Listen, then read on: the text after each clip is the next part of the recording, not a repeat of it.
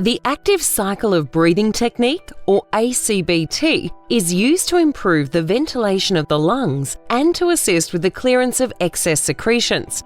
It should be prescribed by a health professional trained in the use of this technique. If bronchodilators have been prescribed, administer them before commencing treatment with ACBT. The technique can be performed in any breath-enhancing position, but is generally taught in sitting. Sit in a well-supported chair with a neutral lumbar spine to enhance the function of the diaphragm and the pelvic floor. There are 3 components to ACBT.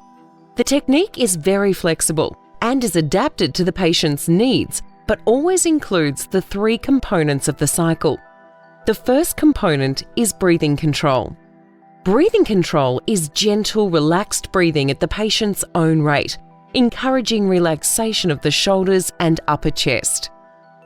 It is ideal if the patient can breathe through their nose, as this assists with the humidification, warming, and filtration of inspired air.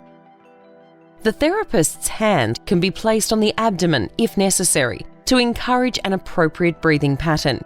This period of relaxed breathing continues until the patient is ready to progress.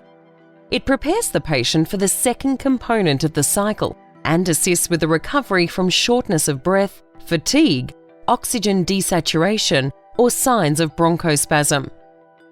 The second component of the cycle is thoracic expansion. Breathe in slowly and deeply with minimal accessory muscle use. When a maximal inspiration has been achieved, the patient may be asked to do an end inspiratory breath hold for 2 to 3 seconds before passive expiration. It may be helpful to ask the patient to let the elastic go when they breathe out. This is repeated for up to 5 breaths, depending on the patient's tolerance. To facilitate a maximal inspiration, proprioceptive feedback with the therapist or patient placing their hands on the thoracic cage can be beneficial. After thoracic expansion breathing, return to breathing control. The third component of the cycle is a huff, which is a maneuver used to move secretions mobilized by thoracic expansion exercises. The breath out is performed in a similar way to fogging up a mirror and is done with an open glottis. A common fault with this technique is closing the glottis during expiration. A closed or partially closed glottis causes a harsh or higher pitched sound. To facilitate the opening of the glottis, the patient can be taught to perform a huff with a piece of tubing placed at least 3 centimeters inside their open mouth or with a tissue held near the open mouth. With an open glottis, the tissue will float away from the mouth. Take a medium breath in and breathe out with a mild to moderate force, depending on the dynamics of the airways, and extended expiratory flow with the glottis open.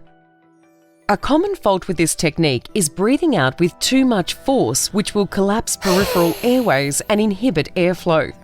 A wheezing sound may indicate too much force.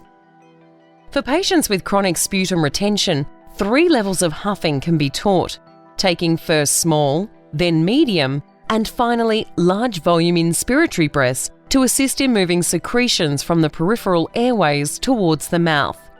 This is interspersed with breathing control as required. The length of the huff and force of expiration are altered to accommodate for the clinical symptoms. The appropriate cycle will be prescribed by the physiotherapist. The patient should be given written instructions, including the technique, the prescription, and the cleaning of the huff teaching tool.